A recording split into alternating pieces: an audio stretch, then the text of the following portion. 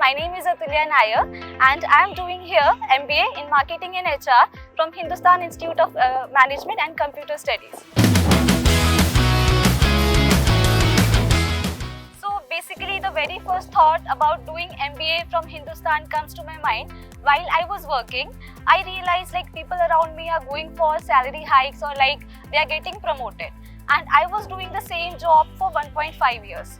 At that time, I realized, Athulya, you need to do something great. The very first college that comes to my mind was Hindustan. But after joining the classes, I realized that teachers here were literally amazing. The learning methodologies they use, the case studies they taught in the classes, and everything the exposures, which industrial exposures they give to us, everything have helped us to foster a professionalism and improve the competency and professional manner inside me.